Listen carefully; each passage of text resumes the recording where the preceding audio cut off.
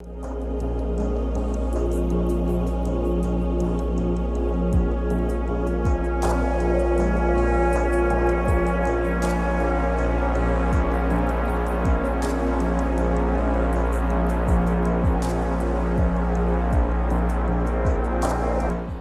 this is Full Game Prometheus giving you another live gameplay. Once again, this is the tournament that I'm hosting on Tuesday night. I had a bunch of returning players. This is one of the returning players, OMD PRD 5.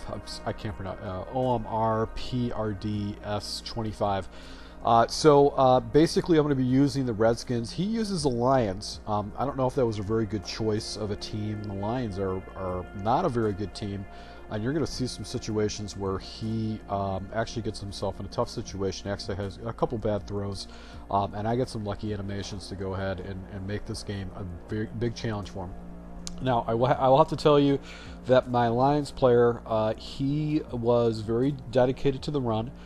He makes sure he established the run as much as possible, so you're going to see him doing that. He makes a lot of good plays too, but defensively or offensively, he struggled against my defense, especially in the second half. Right here, I get a shoestring tackle. He had a better running back. He probably would have been able to go and turn that up for a big gainer. Probably when I went house with it, just because of the way the defense was positioned. So he goes ahead and makes an adjustment right here, brings that tight end. I'm showing a blitz. I'm going off the pressure. He actually picks up. I think he blocked 7, and he did basically a streak and an in route. And this is basically an answer to the type of coverage that I was, or the type of defense I was running. So obviously, if he follows my YouTube channel, he sees the defense I'm running. He can essentially set up some type of an idea on how to go ahead and break down some of my base defense I like to run.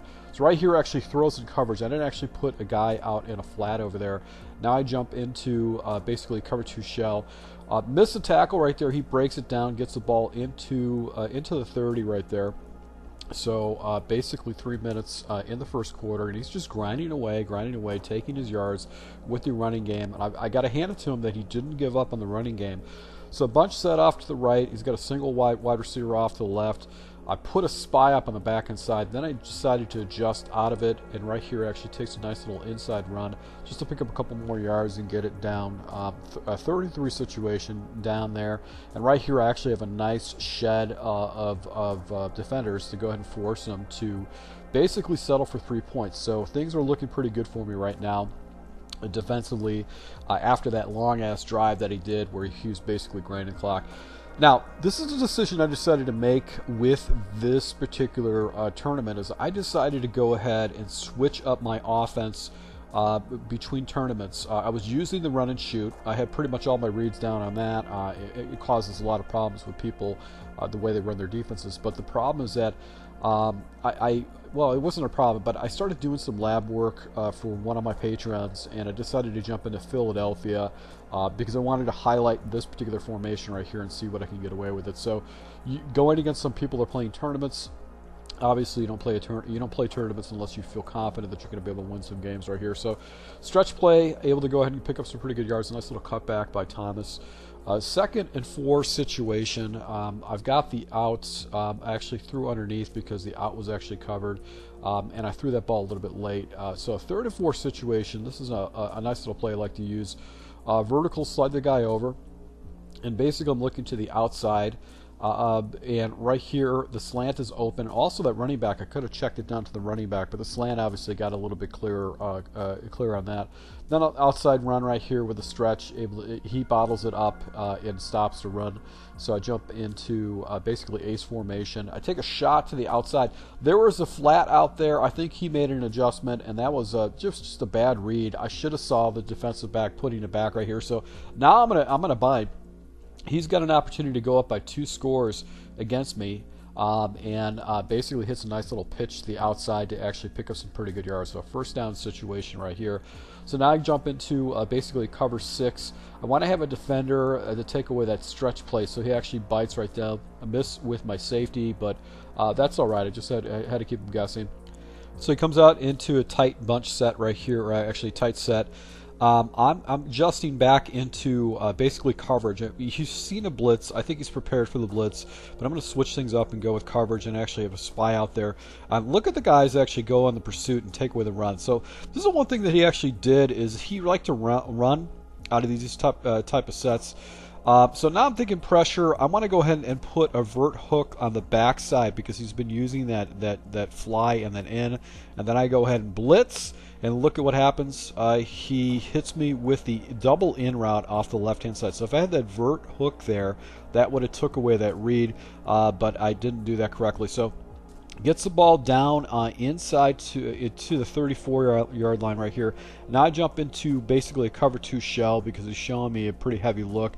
Spy up the backside guy, and you can see the defender actually comes off the edge to go ahead and bottle him up. So 39 situation, he goes into empty set. He's got a small bunch off to the side right here. He motions this guy over.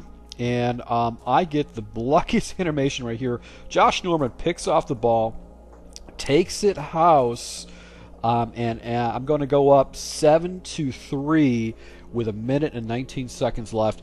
He's in a situation where he could have been up by 2 scores, and just that quick, he's down by 4 points. So that was a really, really lucky animation that I got with that type of situation, and it just the man defender came over, picked that ball off, and took it house. It was just it was a lucky animation, and I can admit it. So right here, he hits a little crosser, manned up completely. Able to get him in a 3rd and 8 situation. I'm going to go ahead and man everybody up. He seems to be struggling with it. He blocks that 6th person. That picks up the blitz. I've got a spy out there that actually got who was supposed to basically was supposed to be manned up against that one guy. But he actually punts the ball away. So 31 seconds left. I'm just trying to get myself in field goal range. Right here, I use this particular play I built out for one of my patrons, and you can see the tight end is wide open. If he was a little bit faster, and I passed lead that a little bit further off to the left, I probably would have been able to get a touchdown out of it. But he's just not that wide receiver is just not that fast. I think that he's 86 speed. So right here, I've got an out off the left-hand side. I'm going to motion over my wide receiver, and the out is available, so I'm going to go ahead and hit the out by the tight end and just drop it down, get it a little bit closer. I just need another first down type situation, and I'm going to be feeling pretty good. So streak up the inside receiver. I got basically a whip route off, or actually streak up the outside receiver, and you can see the deep out is wide open, and I'm just going to go ahead and take a timeout, work the clock down, and actually go ahead and settle for 3 points going up by a possession because I'm getting the ball in the second half, and that's why it's critical to just have really good clock management if you want to win more games in this type of situation. So back on offense again. He's done a pretty good job. Right here I go ahead. He's got off coverage. I hit him with basically skinny post. It's a really, really good play to have in your playbook if you like to use ace formation. Just very fast, easy reads. Usually gets very good separation against man coverages. Very, very good play to run. Right here I go ahead and jump into a close formation. I'm just using a bench concept right here. Settle down. I actually go ahead and try to pop him up top. The ball sails for me, but that's all right. It's not a big deal. I just want to go ahead and just make sure that he is conscious that I'm going to stretch the ball when I get a chance.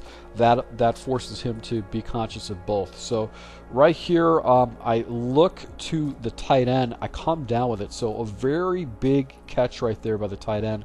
They're able to come down with it. So that was a good situation. Now I can do a nice little inside zone play, which is just a dive play, just to go ahead and move the pocket a little bit. I'm just trying to burn clock. I'm just trying to get myself, I've got 3 points. I don't want to give that up at all. So get the ball down. 3rd and 1 situation.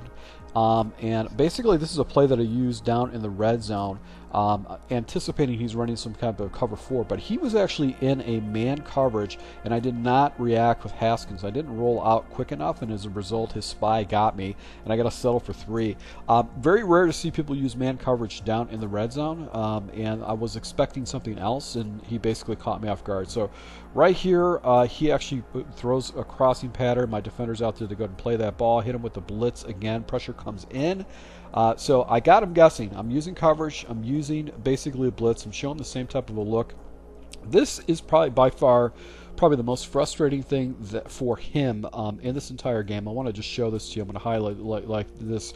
He's got a dig route that is on the backside of a streak, and he totally misses the ball. Look, he's completely set. Nobody's in his face, and he completely misses the pass. That is the type of stuff that you get with the Detroit Lions. And like, a lot of people do not use the Detroit Lions online, because even though you've got fairly good wide receivers, they just don't play that great, and then you're going to have those BS plays that actually happen. So that's one of the things I do like about this particular game tournament, is when you use bad teams, players have to play ice cold. They're going to make really good decisions. You're going to get bad animations on both sides of the ball, and you just have to capitalize it. So right here, I actually hit him with a little bubble screen.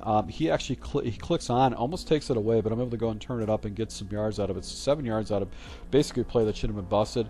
Right here, my tight end does not hold his block, and as a result, I don't pick up any yards. I'm going to go ahead and use this whip play and basically look for the whip.